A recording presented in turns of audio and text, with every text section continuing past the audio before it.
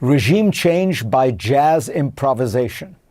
That is how the respected scholar of Iran, Karim Sajdapur, described the Trump administration's strategy in the war it has initiated with Iran. Sadly, it's the most accurate description of the scattered, shifting, and uncertain approach that emanates from Washington these days. The president launched this war exhorting the Iranian people to overthrow their government. It will be yours to take. Perhaps he had assumed that the regime would collapse instantly. But when it didn't, in a day or two, he changed course. He began musing about dealing with potential leaders within the regime and praising the U.S. intervention in Venezuela as the model to be followed. Perfect, quote unquote.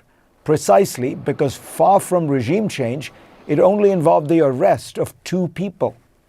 Pete Hegseth specifically denied that this was a Welcome back. And joining me now is the Foreign Minister of Iran, Abbas Araghchi. Mr. Foreign Minister, welcome to Meet the Press.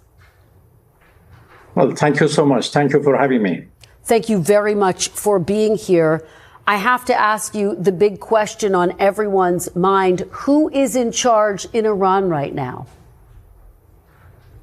Well, it is already known.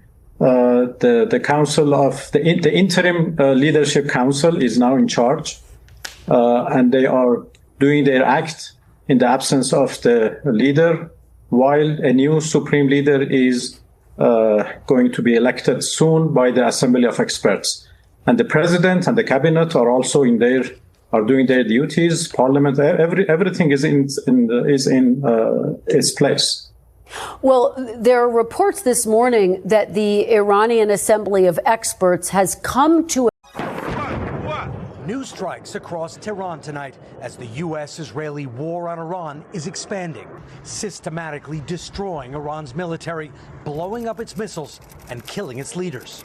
President Trump saying it could last 4 to 5 weeks. We will easily prevail. We're already substantially ahead of our time projections, but whatever the time is, it's okay. The Pentagon today announcing it's sending more troops and fighter jets to join the operation, which President Trump launched at 3:38 p.m. on Friday. The president directed, and I quote, "Operation Epic Fury is approved. No aborts. Good luck," close quote. But the war is also spreading to new countries with new risks. In Saudi Arabia, drones targeting the U.S. embassy in the capital, Riyadh, a fire breaking out there. A Saudi official telling NBC News there were no injuries. There is an ancient truth in the game of empires that Washington seems to have completely forgotten. You cannot seize a country's resources and call it liberation.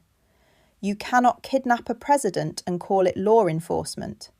And you cannot bomb a sovereign nation and expect the rest of the world to applaud your virtue.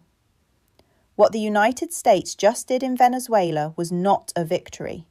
It was a confession. A confession that the American empire has reached the point of desperation where it must abandon all pretense of the rules-based order it spent 80 years building. On January 3rd, 2026, at approximately 2 a.m. local time, the skies over Caracas erupted. More than 150 American military aircraft thundered across Venezuelan airspace. Explosions rocked the capital. The lights of the city flickered and died as American forces demonstrated what Trump later called a certain expertise we have in disabling critical infrastructure. And within 30 minutes, a ground team extracted Venezuelan